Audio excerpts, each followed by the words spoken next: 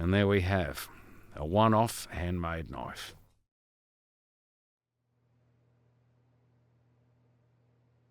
What we're going to be making is 2 Damascus knives. Now, Damascus knives is pattern welding. So what we do is we select the steels. One is a 1085, which is a 0.85 carbon, and a 15N20, which is about a 0.8 carbon, but it's also got a nickel additive, and that gives the shine. That gives the alternating pattern colours. The nickel carbon doesn't acid etch as quick as the black carbon, and that's where you get the difference in the layers. And that lasts forever and a day.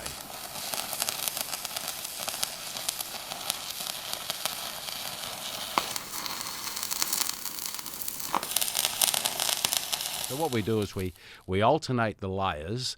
We start off with a 1085 on top, and the next layer we do a 15N20, then a 1085, then a 15N20.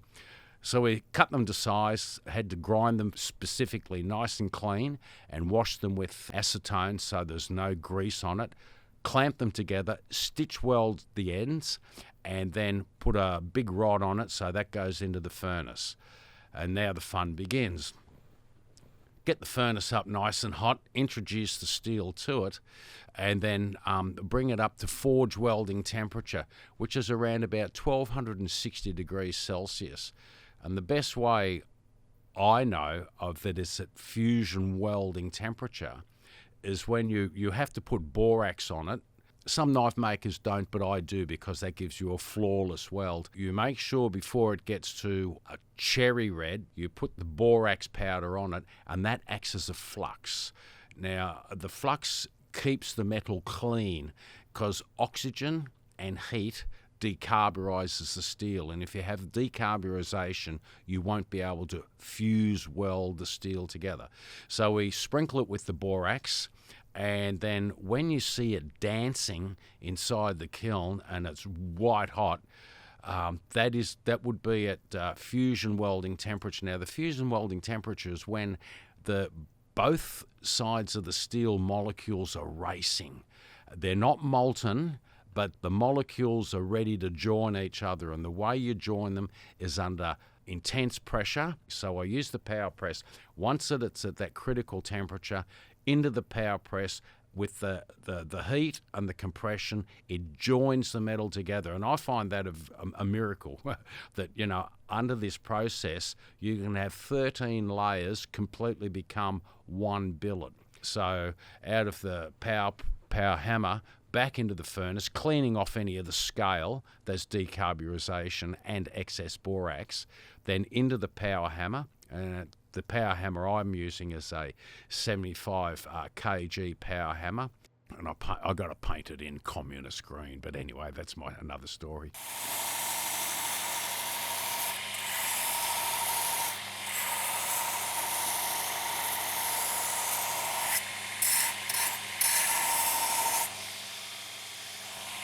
And then draw the billet out to a length. You don't want it too long and thin because we've got to stack it and re-weld it. Grind down any decarburization, cut the steel into 3, re-stitch weld it, back into the furnace, back with the borax, back to the temperature of about 1250 degrees Celsius, then into the power press, set those welds again. Now, these welds are a bit easier to set because there's only 3 billets to be welded together. Previously was 13 layers. Now we've diminished it to 3. But on each one of those pieces, there's 13 layers. So when I stack them, 13, 13, 13, there's 39 layers on the next welded billet.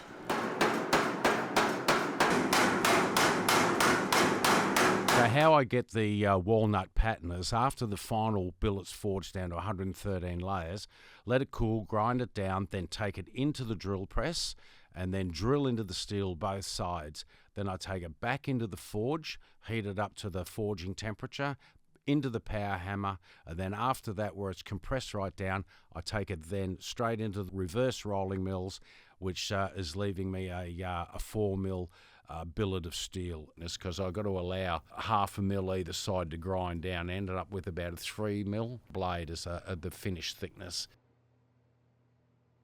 And then from that, we grind the blade to shape. I don't use any templates. I just use my eye, and that's where the artistic endeavour comes into it. I go, oh, how would this be? And I basically know the shape I want, and then cut it and grind it to shape. So I've taken nearly 1 mil off, 0.5 mil either side, taken off all the outside decontaminated layers, and now I'm just going to shape the handle. I've got a medium-sized hand, so I just gauge my hand on that, and there we go here, because I've had some fellas in here with big hands, so always over-accommodate with a little bit extra. Look at that, 3.06, perfect. Basically, you've got your flat cutting edge there and your slight curve, and that's for when you're going through your various products, your potatoes, your carrots, and that flat section there is great for dicing, such as your shallots and your parsleys and so forth. It's all food preparation.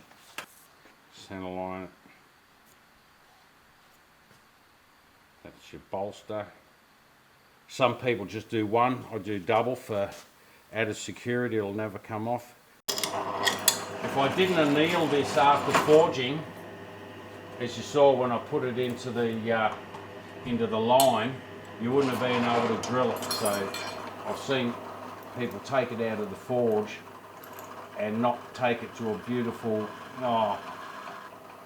the annealing colours, which would be like a beautiful orange above red, and let it cool down slowly. That's annealing. We cut it and grind it to shape and do partial hollow grinding prior to going into the heat treatment. There's two sorts of grinds that you basically use for your kitchen knives and so forth, and that's a V grind and a hollow grind. I love the hollow grind. It gives a definitive difference between the flat and where the hollow starts, so you have a beautiful line going on there. The hollow grind, I can get that 0.5 of a thickness virtually all the way down.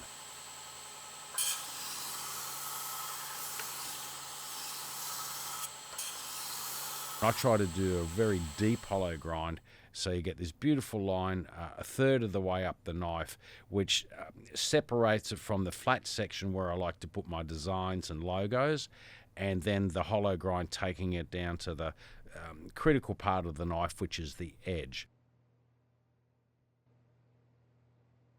It's been annealed after it's come out of the forge, so the annealing processes. Prior to the heat treatment, you have to normalise the steel. And normalising takes away all the stresses and strains of any forging and hammering, and it realigns the carbon molecules. You get an equilibrium of saturation of the carbon molecules uniformly through the knife. Once it's been normalised, then you vertically plunge it into oil.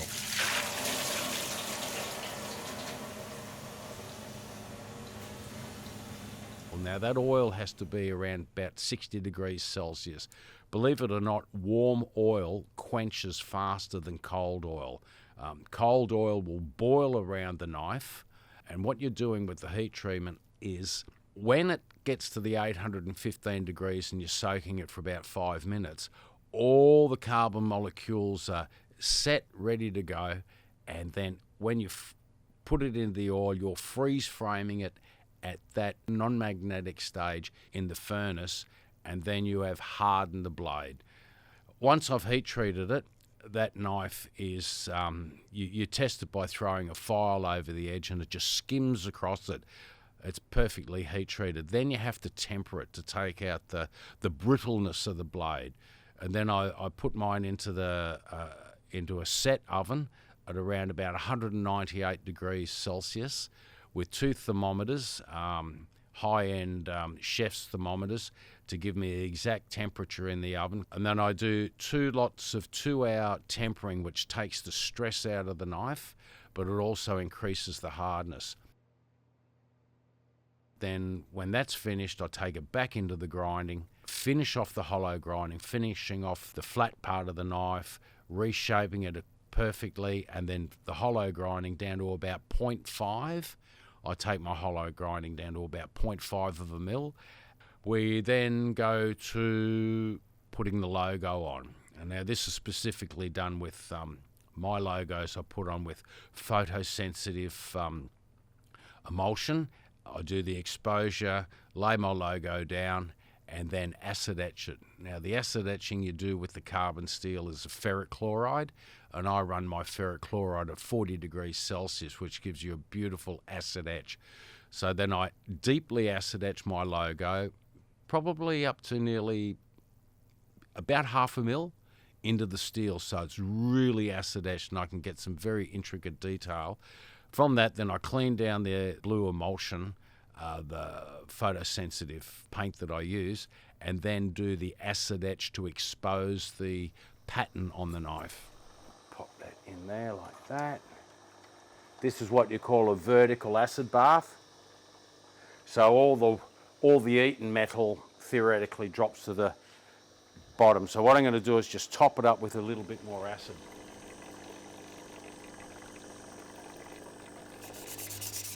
There's the layers. You can see look at that pattern. That's that walnut pattern. Isn't that stunning? That's up, and you can feel the layers. We're taking the steel over now to be parkerized, which is like bluing, which gives it that beautiful relief of black and shiny nickel carbon steel. And the mixtures of this is phosphoric acid, manganese dioxide, steel wool and water. Look at that, parkerizing. And then when you've exposed the pattern on the knife and the deep acid etching, I mean this knife here that I've got, I did a beautiful horse and cart. That's the Lonely Traveller. Then from that you've got your finished blade, not sharpened of course because I kept cutting myself. And then we put the brass bolsters on. Underneath the brass bolster I put a 24-hour high-end epoxy. So if any water ever got underneath that, it can't get in there because it's a very thin layer of epoxy. I used 2 3mm brass rivets in that as well. So when the epoxy's set, then I've forged down the rivets so that will never come off. After that, I choose my timber. The timber on these knives I've used is African ebony, probably dating back to about 400 to 500 years of old. This black ebony is beautiful stuff. It's as hard as a rock, polishes like steel. Then I drilled my holes in the tang of the knife for 5mm. Then when that's set, after 24 hours, I gently forge down the brass rivets there, which just swells it out so it's an exact, solid, never to come apart rivet. If you hit it too hard, you'll crack the timber, then got to do it again. Then after that process, after 24 hours of letting the epoxy set, then you slowly but surely grind your handle to shape, and then taking it right through the sanding processes up to around about a 600 grit. Then I polish it, and at the end of that stage, the knife is finished.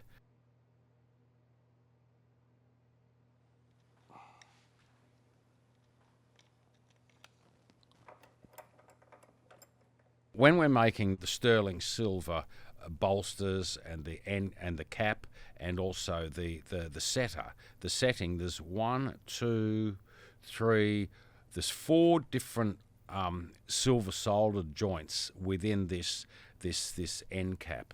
So first I use 2 grades of silver solder. I use it's what they call a medium solder. That's got a specific melting temperature. So I make the circle that fits over the timber. Then I put the end cap on it, or you call it a round chenier. Then I do a beautiful blind joint on that, silver solder that, and then I put the end cap on using the same hardness of the silver solder. Be careful not to melt the first joint. The second joint is putting the cap on it, the end cap. That's in the same grade of silver solder. Then I make the setting, and I make that out of the medium silver solder as well. I join that in silver solder. But when I go to silver solder the setting on top of the end cap, then I use a lower grade melting temperature solder, because you don't want it all to just fall apart, and you're playing around with differences of where you're placing your heat. And in the video you'll see me with the micro torch, which is a beautiful little torch, but you've got to angle your temperatures exact so it works perfectly. And the cleaning process I use in between the solder joints, and that is I use a diluted sulfuric acid under temperature. I cut some stone using the cabochon stone cutting technique, and so you start off with the 80 grit and then work through the progressive grits from 80, I think, to around about 180, then 360, and then goes right up to around about 3000 grit. So you're cutting out all the scratches, and then we'll take it all the way up to a zinc oxide polish, and that's where you get that beautiful mirror finish polish on the Crazy Lace agate. Then I epoxied the sterling silver onto the handle, and then we've also drilled into the sterling silver into the timber, and I make 2 tiny little sterling silver rivets, so that goes in there and hammered down so it can never ever come off. My knives are made to last forever. Then I do the setting for the stone. I put a tiny little bit of epoxy underneath the stone and let that set overnight.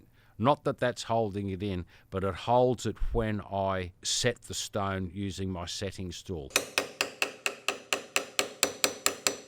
So you burnish the sterling silver over the edge of the stone, and that will never come off. Okay, so what we're doing is making a sheath for the knife, and got a piece of merbau, and there's a piece of 4mm structural form ply. We get the knife here, so I'll trace it with a white trinograph. Okay, so there's what we're going to cut out, and that is the inside of the sheath.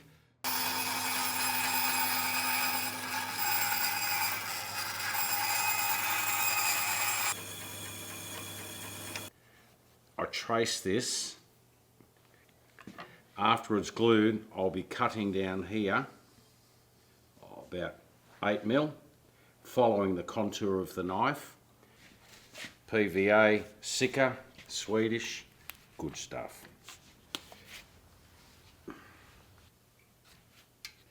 Then we clamp it and let that set.